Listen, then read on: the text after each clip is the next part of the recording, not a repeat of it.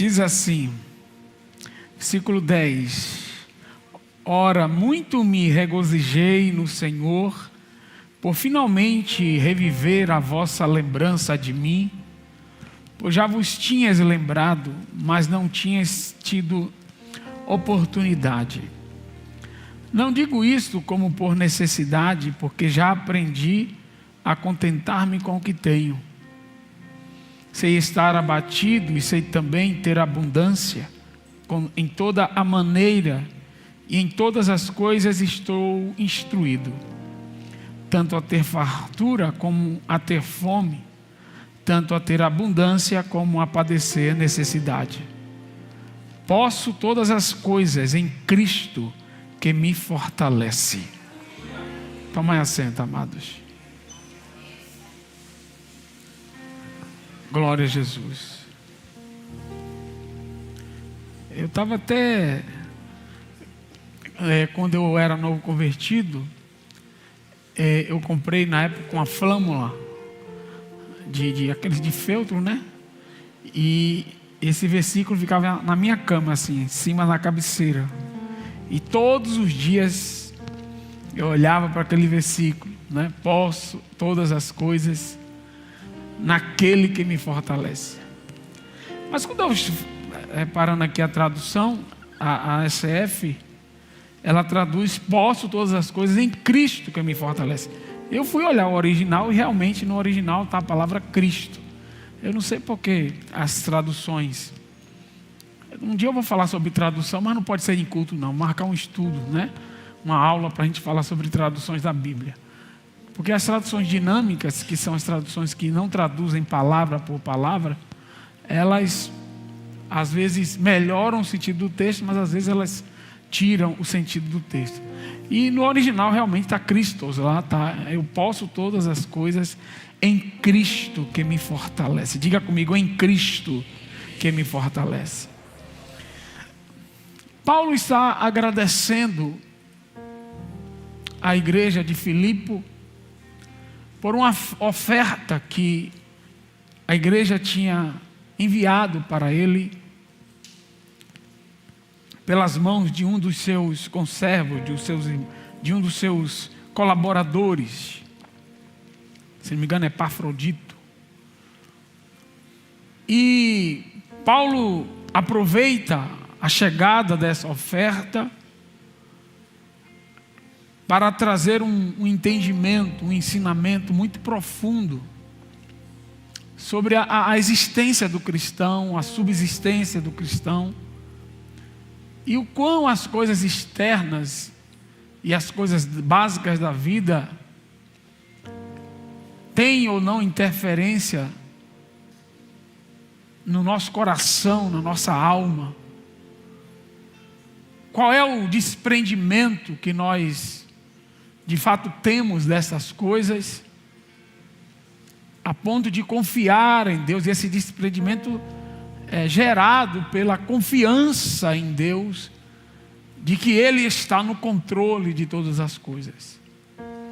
Esse trecho ele traz assim, de forma mais alta, a ideia da consciência da soberania de Deus, de quão Deus ele é soberano e quão consciente nós somos disso.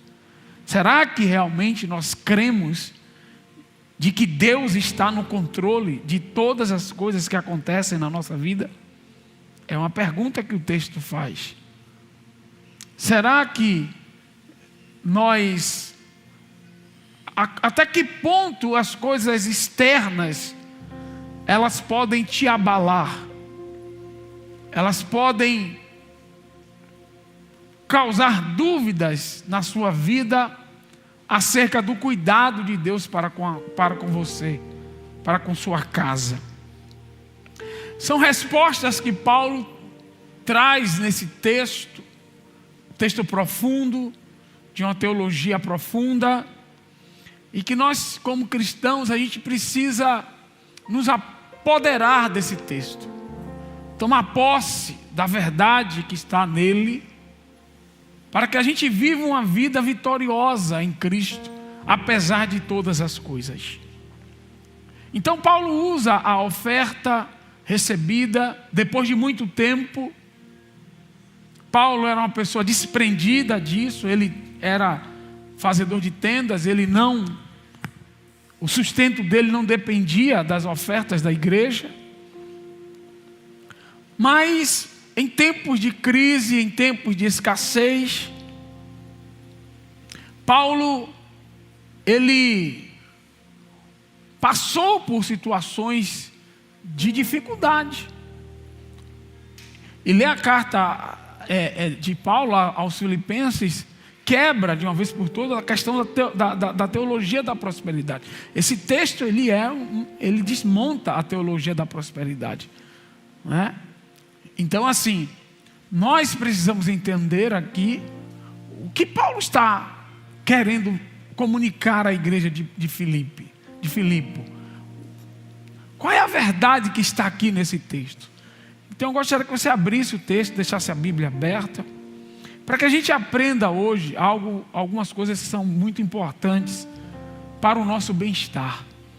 Principalmente nos dias de hoje, em que há uma sensibilidade exacerbada, as pessoas se desesperam às vezes por qualquer coisa, se desequilibram por qualquer coisa, elas de certa forma desconfiam do amor de Deus, desconfiam da graça de Deus, tipo assim, é como que nada pode sair do lugar, as coisas têm que andar certinha, tudo bonitinho. Só que esse aí é o mundo rosa de Mary Kay. Não é o mundo real, não é a vida real. A vida real não é assim. E você vai entender que andar com Jesus, né, é ter um Deus se movendo na sua vida real. É ter um Deus presente nos seus altos e baixos, te sustentando, te guardando, te fortalecendo. É isso que Paulo está passando aqui para a igreja, para os filipenses e para nós.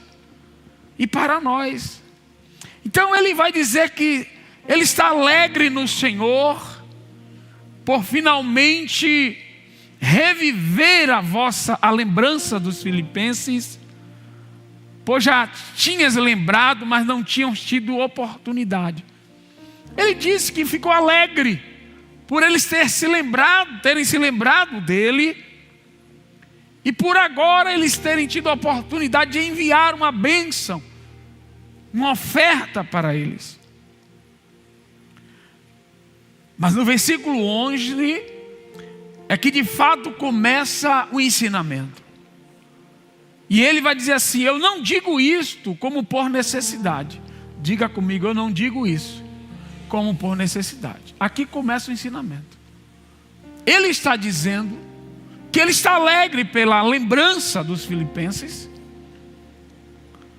mas que ele não precisa da oferta dos filipenses para continuar de pé. Ele não precisa da oferta dos filipenses para se sustentar. Ele precisa de Deus, porque ele tem a Deus. Então, a alegria de Paulo não estava no envio da oferta. A alegria de Paulo estava na lembrança dos filipenses.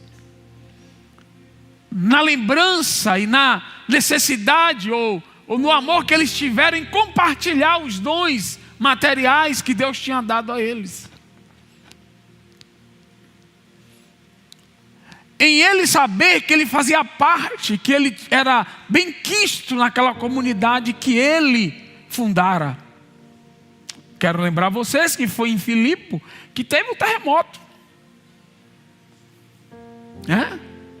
Foi ali que ele estabeleceu uma igreja com base em sinais, em prodígios, em maravilhas.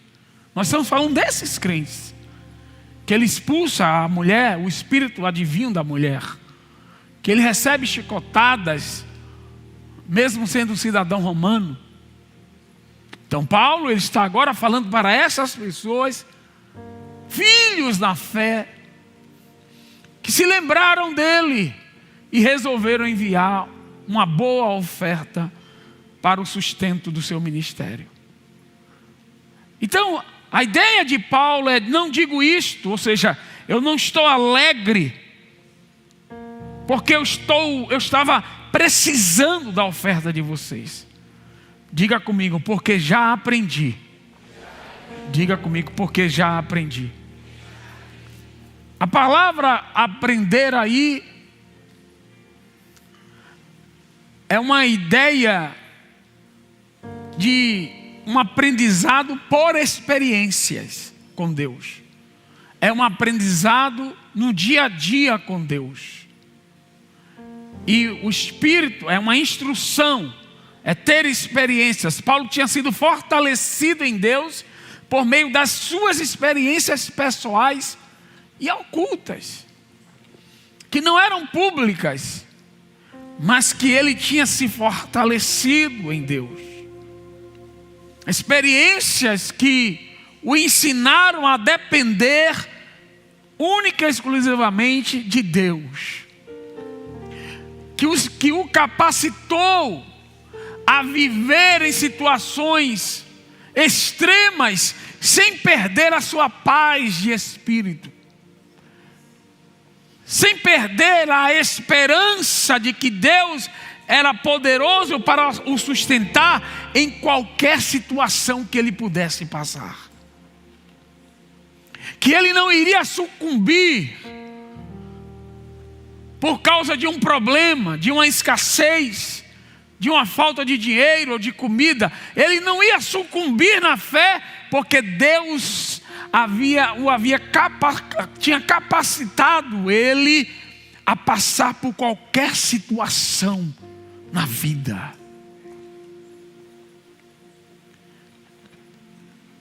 É uma espécie de desprendimento, mas é um desprendimento não como os filósofos pregam, né? Os estoicos pregavam muito isso, que você tem que se desprender de tudo da vida. Era um desprendimento firmado na certeza do cuidado de Deus e da capacitação de Deus. Aleluia. Olha para o irmão que está ao teu lado e diga assim: é Deus que te sustenta. É Deus que te sustenta. Então Paulo está dizendo sobre que ele tinha recebido de Deus a capacidade de se adaptar às diversas situações da vida. Ele poderia viver tendo muito e também poderia viver tendo pouco. Ele poderia viver em abundância e tendo necessidade. Isso não mudaria a sua relação com Deus e a certeza de que ele não iria sucumbir na sua vida. Deus é aquele que sustenta a vida dos seus filhos. É aquele que sustenta. Então, você tem que entender que a parte mais importante de uma árvore é aquela que não se vê. São as raízes. A parte mais importante da vida de um cristão é a sua vida secreta com Deus. E Paulo está dizendo assim: não, eu tenho experiência com Deus. Eu sei o que eu já passei.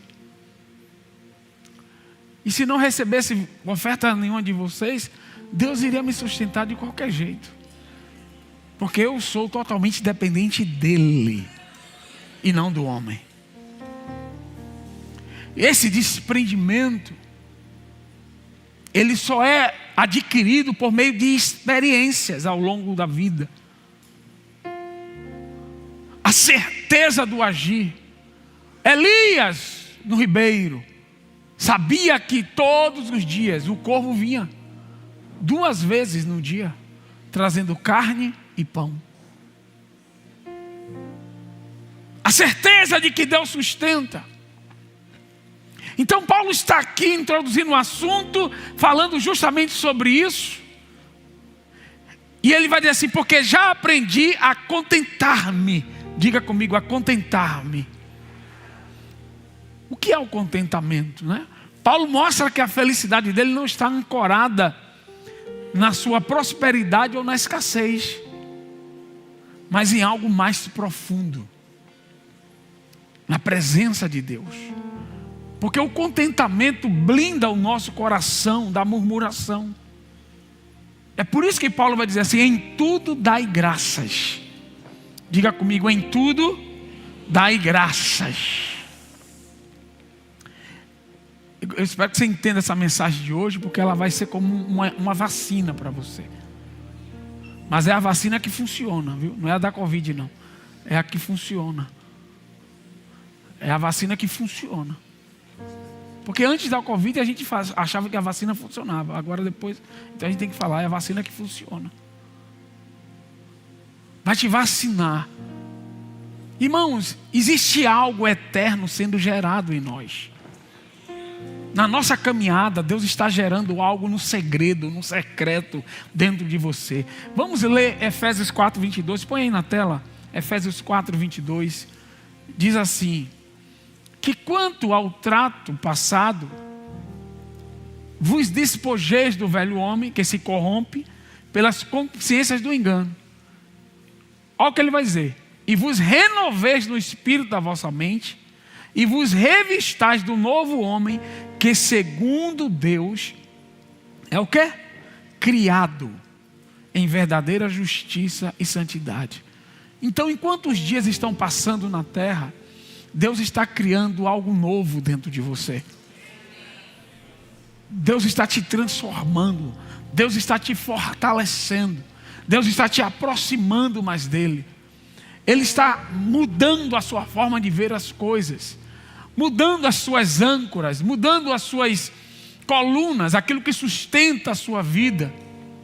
Está deixando de ser as coisas materiais. Está agora totalmente se centralizando na presença de Deus. E é isso que Paulo está falando. Para vocês entenderem esse texto, a gente tem que ler Provérbios 30. Vamos ler Provérbios 30, versículo 7.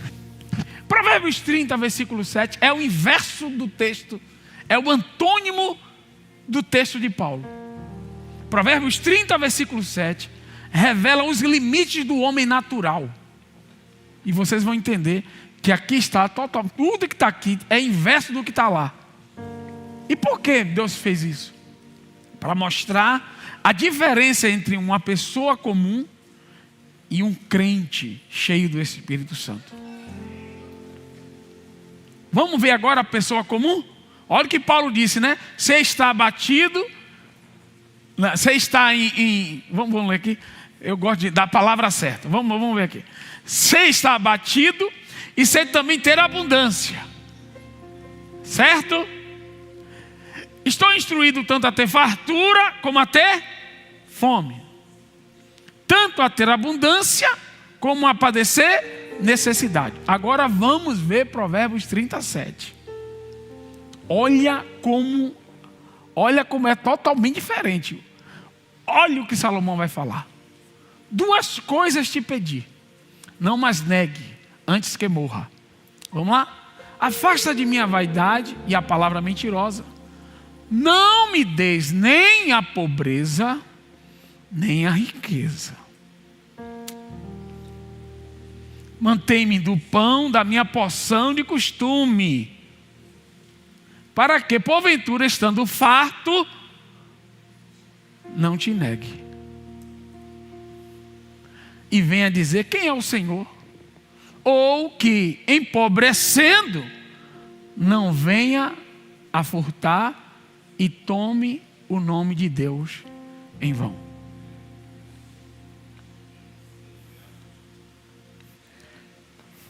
Forte.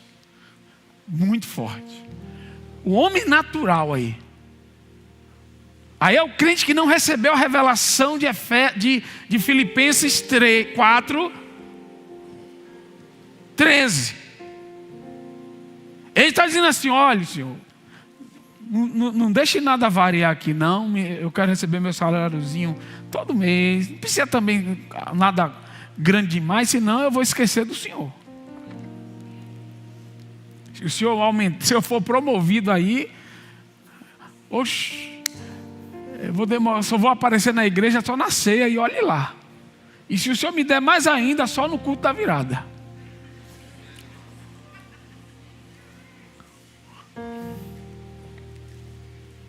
Mas também é o seguinte, também não baixe muito meu padrão não, senão eu vou chutar o pau da barraca. Eu vou enganar, porque eu vou atrás para poder me sustentar. Esse é o homem natural. O homem espiritual é você está abatido. Quem está entendendo aqui? Você está em abundância. Você está, né? Eu posso estar na necessidade e na fartura. Eu posso todas as coisas naquele que me fortalece. A minha pergunta hoje é: quem é você?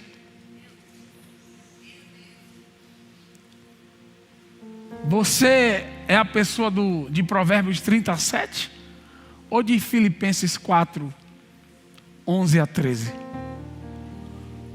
Aqui está a grande diferença, até mesmo das alianças, né? Da primeira aliança e da segunda. Está a grande diferença entre você ter Cristo na sua vida e de fato entender e absorver essa essência de ser cristão, e você ainda está tateando, você ainda está se aproximando, você ainda está tentando, né?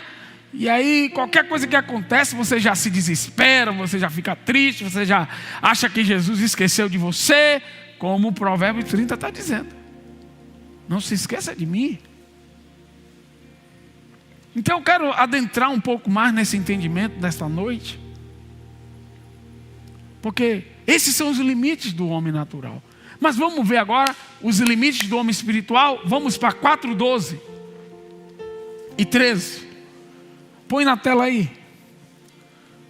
Sei estar abatido e sei também ter abundância. Em toda a maneira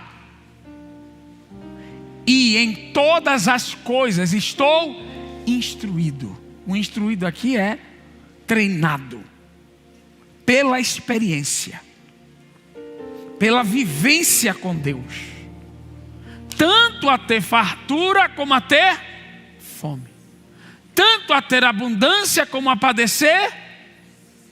Posso todas as coisas em Cristo que me fortalece.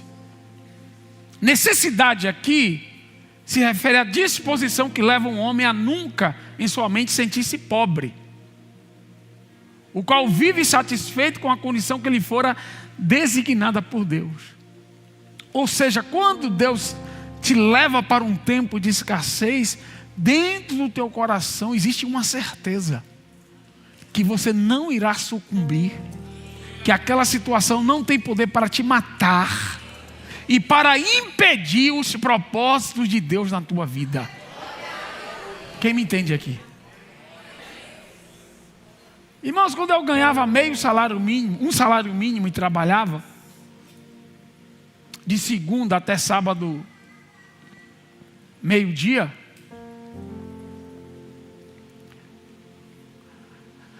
eu tinha a mesma satisfação com Deus que eu tenho hoje.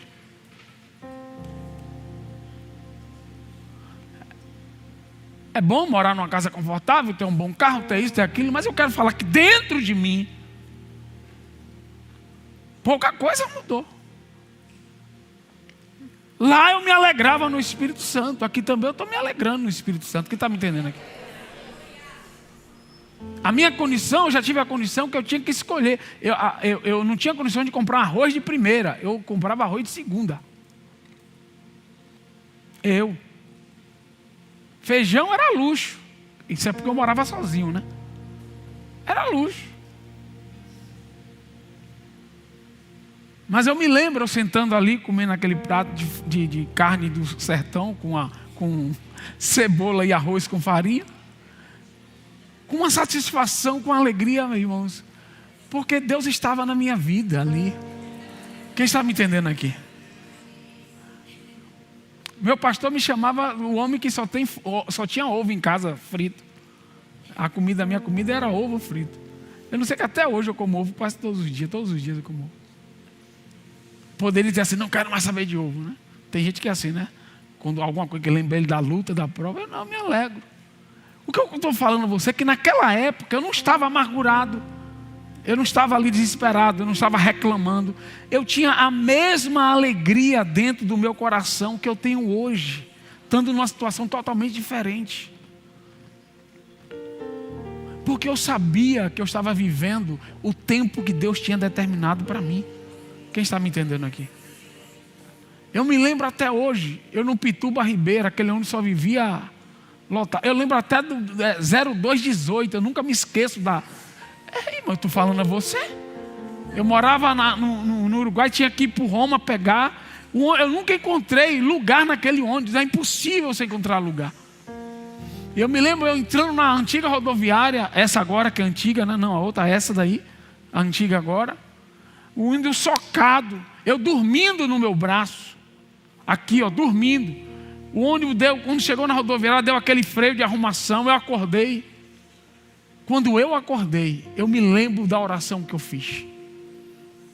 Eu disse, Senhor, eu sei que um dia o Senhor vai me tirar desse lugar. Um ano depois eu estava vivendo uma vida totalmente diferente. Então eu quero que você entenda aqui hoje que a sua vida não depende, a sua estabilidade emocional, espiritual, não pode depender das coisas externas. Que todos nós vamos passar por tempos de escassez. Todos nós vamos passar por tempos de dificuldades.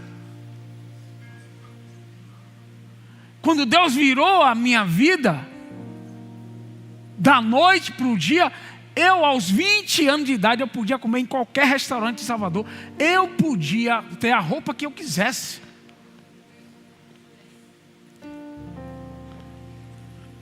Deus simplesmente fez assim, ó, mudou a minha vida. Mas, pastor, alguma coisa mudou dentro de você?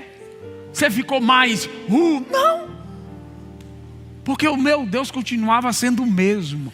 Aquele que me sustentava na escassez era o mesmo que estava me sustentando na abundância. Mas hoje parece que se as coisas saírem do lugar um pouquinho só para algumas pessoas, parece que o mundo desabou. As pessoas perdem o equilíbrio facilmente. Nada pode sair dos trilhos, nada pode dar errado. Irmãos, acorda, você está numa vida real. A gente está no meio de luta, demônios, endemoniados, tanta gente, que tem gente que olha para a sua cara só porque você é crente e já virou seu inimigo. Se só em ver você com a Bíblia, acabou. Então você está no meio de lobos. Eu já preguei, tem até a pregação no site que fala sobre isso. Entre lobos. Então nós precisamos, em nome de Jesus, estabelecer onde é que está a nossa âncora. Onde estão as nossas colunas que nos sustentam. Não podem estar nas coisas externas. Elas podem vir, elas podem ir, mas Deus continua o mesmo, te sustentando, te guardando, te fortalecendo. Nesses dias de jejum agora, um bocado de coisa errada começou a acontecer. Você não tem noção, eu não vou nem contar. Lá em casa a gente tinha obra, tudo dando errado, tudo. E eu já entendi. Na minha ali, ó. Nada dando certo, você não tem noção não, as coisas. E eu já entendi, eu disse, tá. Isso aí vai cair por terra. Vou segurar minha onda aqui, vou ficar na minha, vou continuar a oração. Satanás não está alegre, a gente está jejuando, a igreja, 21 dias de jejum, aquela coisa toda. Então quando você tem que entender que quando você está buscando a Deus, e as coisas começam a meio que sair do eixo, sabe? É Deus te testando, é Deus te dando experiência, para que a sua paz não dependa dessas coisas. Você tem que ter paciência. Tem que ter paciência. As coisas podem dar errado, podem não ser na hora certa, no seu tempo, do seu jeito, da maneira que você está, mas Jesus continua o mesmo na tua vida. Ele é poderoso para te guardar e para te sustentar, até mesmo na escassez. Vocês estão me entendendo? E eu na minha, comentando com a missionária, ela disse assim: ó, isso aí, já viu, né? Já viu. A gente tem tanto que refazer um bocado de coisa lá em casa. O cara chegava lá, refazer um bocado de coisa, nada dava certo. Eu disse: eu já entendi, Satanás. Espera aí que eu vou continuar na oração. Vai cair por terra. Olhe para o irmão e diga assim: você tem que resistir até o fim. A Bíblia diz: resistir ao diabo e ele fugirá de vós. Na Bíblia não diz reclamai de Deus e Deus vai expulsar o diabo, não. Deus manda você resistir. Ficar firme ali, ó, plantado. Comer o pratinho de sal. Não foi na hora certa, não foi do meu jeito. Eu queria que já tivesse pronto. Não vai estar pronto. Eu queria que já queria estar em outro nível. Não está. Eu queria que isso já tivesse passado. Eu já queria ter comprado tal coisa. Não comprou. E daí, Jesus continua sendo o mesmo na tua vida. Ele vai te sustentar. Você não precisa disso para viver, meu irmão.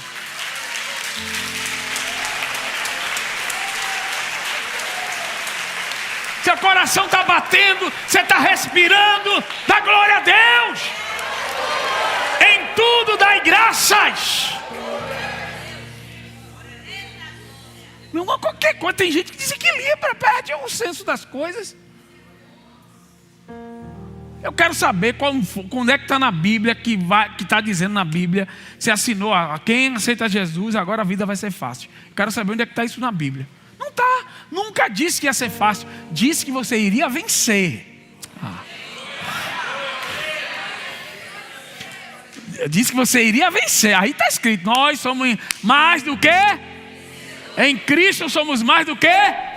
Mas não disse que ia ser fácil. Não confunda, olha para o irmão e diga assim: não confunda as coisas. Não confunda as coisas. Então Paulo está passando esse entendimento para a nossa vida. Porque a gente faz um planinho, a gente faz uma coisa. Eu me lembro, irmãos, foi tanta coisa que deu errado nesse jejum aí que você não tem noção não. Eu estava assim, meu Deus do céu, não é possível.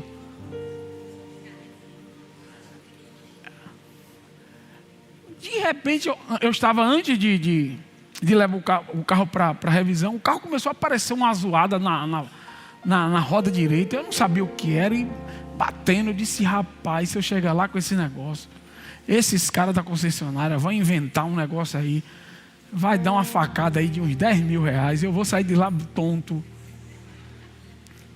E eu orando: Deus, tem misericórdia. Eu não gosto de levar carro para concessionária, para revisão, com problema, né? Que você sabe, né?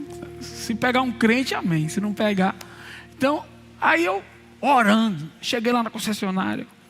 Aí o consultor: vem cá, tem algum problema? Eu disse: rapaz,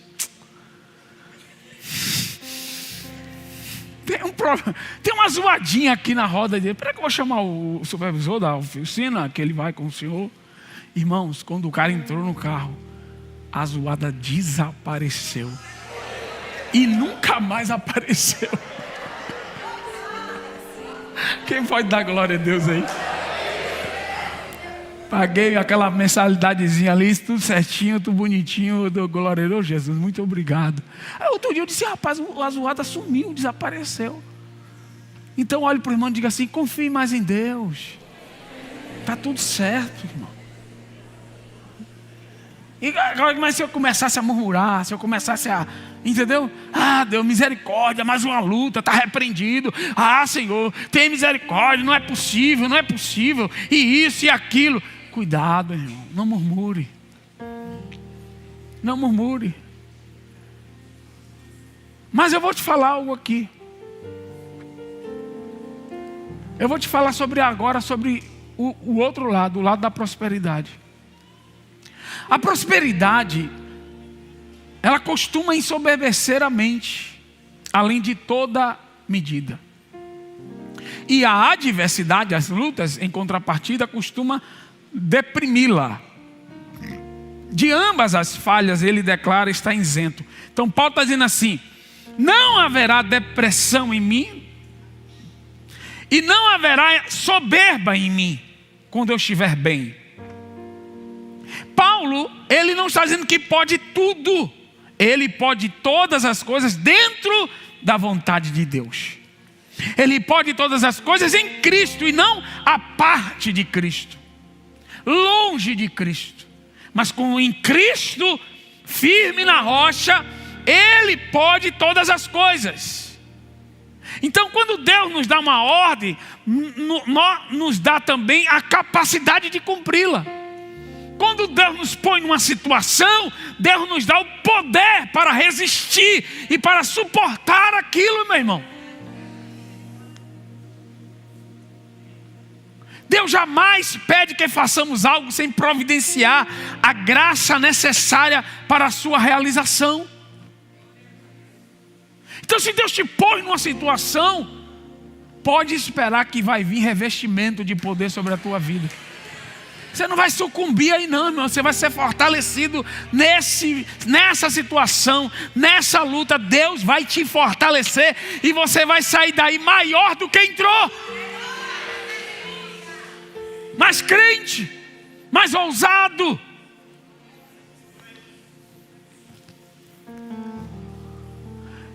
Olha, irmãos, a prosperidade ela pode causar mais estrago na vida de alguns cristãos do que a adversidade. Você sabia disso? Porque a prosperidade exige mais maturidade espiritual. Olha o que foi que o cara do Provérbios falou lá. Se o senhor me promover para gerência aí, eu vou chutar o pau da barraca. Foi. Para que eu não me esqueça de ti e diga quem é Deus. Mas o que é que Paulo está dizendo? Paulo está dizendo assim: sua vida não pode depender disso. Você não pode ser um termômetro. Você tem que ser um termostato. Quem entende, né? O que é o termômetro? O termômetro, ele mede a temperatura. Então, quando está frio demais, ele aí... Quando está quente demais, ele sobe. Tem crente que é assim, que é crente termômetro. A coisa piorou, ele entristece, ele vira... A coisa melhorou, ele vira... O termostato não. Quando esfria, ele ajusta a temperatura interna. Você não está me entendendo, não. Ele liga a resistência. Quem está me entendendo aqui? Ele liga. Se aqueceu demais, ele volta e esfria. Ele mantém o seu coração na temperatura certa para continuar confiando em Deus. Quem me entende aqui? Olha para o irmão e diga aí: você é um termômetro ou um termostato? Você é da coisa que a coisa fica feia, todo mundo já sabe que está feio para você. Tem gente que o termômetro está na cara. Você olha para ele e diz assim: está em prova.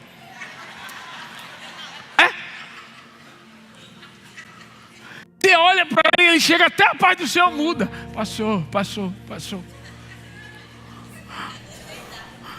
Quando está bem, paz do Senhor, varão, oh glória. Eu disse: o dinheiro entrou a PL. Faturamento esse mês foi...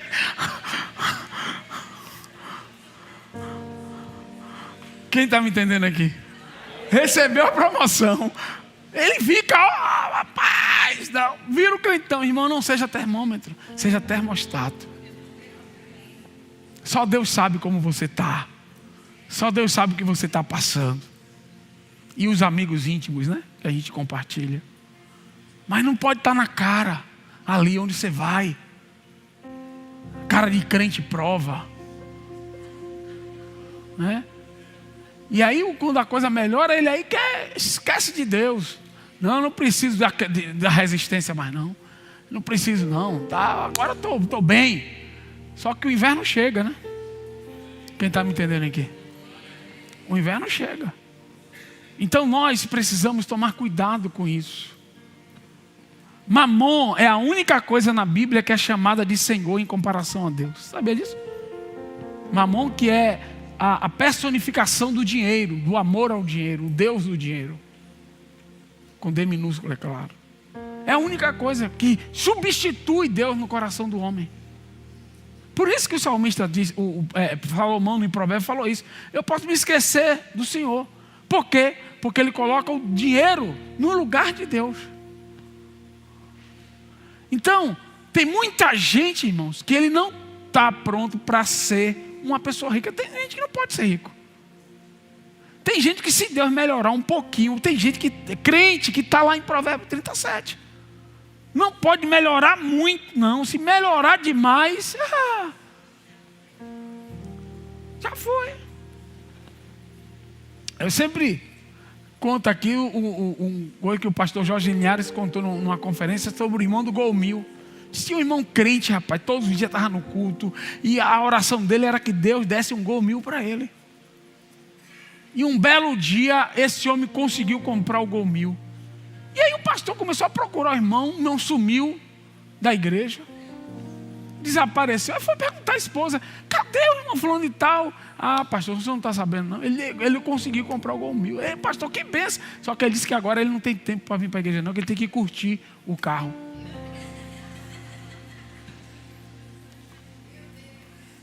Tem gente que é assim. Tem gente que Deus começa a prosperar. Não, eu tenho que viajar, tal coisa. Não dá mais para servir não, viu, pastor? Eu estou com muita programação. Eu agora sou uma pessoa mais importante. E aí esquece da obra de Deus. Esquece das coisas de Deus. Quem está me entendendo aqui? Então tem gente que não dá. Mas Paulo está te chamando para esse aprendizado. E se você permitir que Deus te ensine, te instrua, Ele vai liberar das janelas do céu sobre a tua vida. Porque isso não vai mais te afetar. Mas se essas coisas te afetam, Deus vai ter que ficar, regrando, puxando ali, Quem está me entendendo aqui? Se essas coisas desequilibram a sua vida, então você tem que entender o que Deus está te chamando. Paulo está dizendo assim: meu querido, venha. Observe o Provérbios 25:16. Eu só tenho 1 minuto e meio. Diz assim: achastes mel? Põe aí Provérbios 25:16, que é bom ler na tela essa aqui. Olha, estou falando da prosperidade, viu? Achastes mel? Come só o que te basta, para que porventura não te fartes dele e o venhas a vomitar. Então, Deus te deu mel? Não. Deus te pôs numa situação boa? Dose aquilo. Quem está me entendendo aqui? Dose. Então nós precisamos entender, e eu já vou encerrando, só você ler mais um texto aqui, 2 Crônicas 14, 6 e 7, põe aí, eu encerro.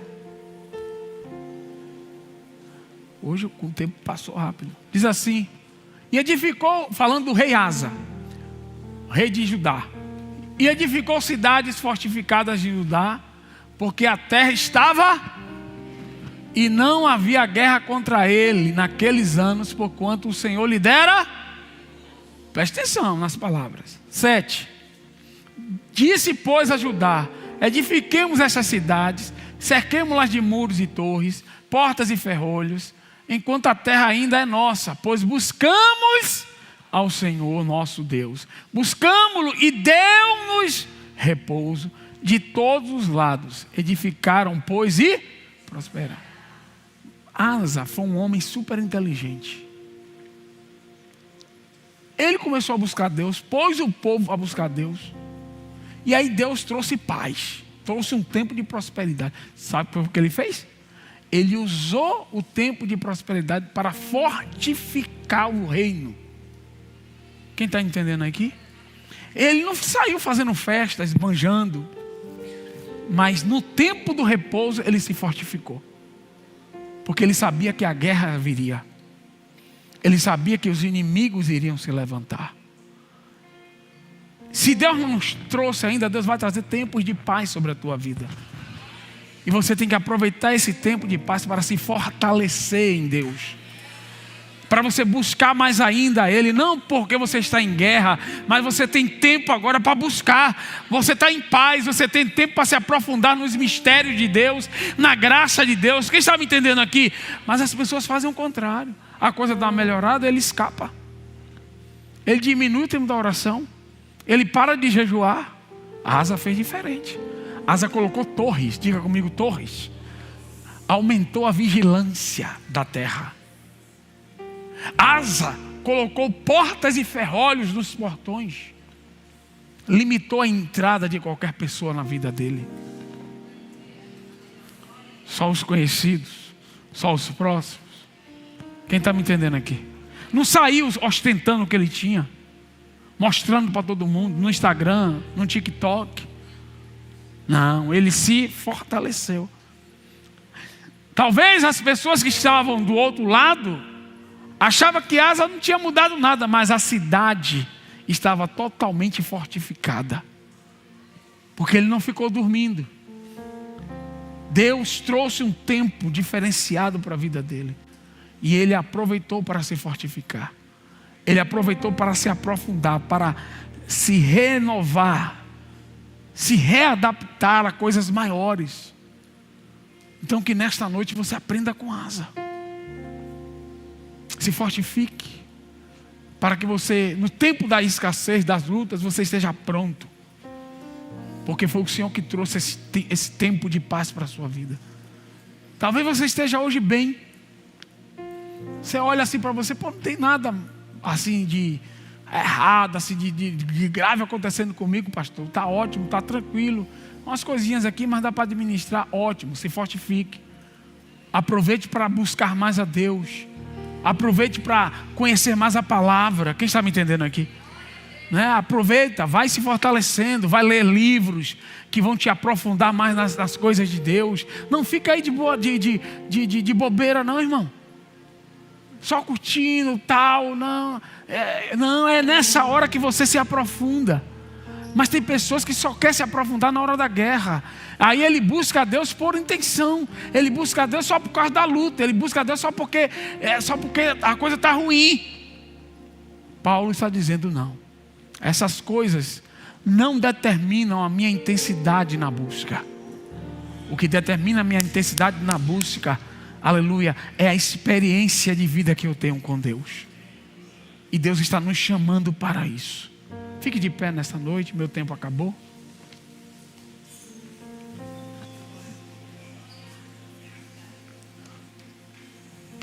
Renove o seu entendimento nesta noite. Porque as coisas difíceis vão acontecer. Quando a gente estava reformando aqui esse tempo, eu bati o carro 4 vezes. 4 vezes. Bati 3 e bati o carro da pessoa que eu peguei emprestado, porque o meu carro estava consertando. Estacionei o carro aqui na frente, veio um atribulado e bateu no fundo do carro e foi embora.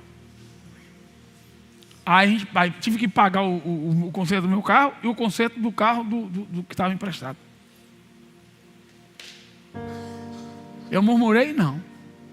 Eu disse, Deus está preparando uma grande bênção para mim aí, não é possível.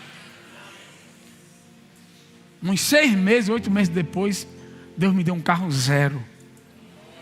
De uma forma sobrenatural. Então quando as coisas começarem a sair muito do trilho, você tem que segurar a onda, porque Deus está gerando algo. São dores de parto. Quem está me entendendo aqui agora? Entendeu agora? As coisas estão saindo muita coisa. Você está buscando a Deus, você está orando, você está crente. As coisas... Não, irmão, ó, paciência.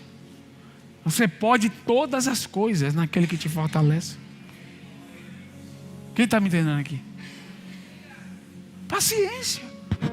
Ah, mas eu queria que já tivesse resolvido, mas não está. Mas eu queria já estar em outro nível, mas não está. O importante é que você está com Deus. O importante é que você está firme na presença dEle. Não existe nada mais importante do que isso. É isso que Paulo quer passar para nós. E esse tempo, ele vai passar. E ele não vai ser o definidor da sua intimidade. Ele não pode ser o definidor da sua alegria ou da sua tristeza para com Deus.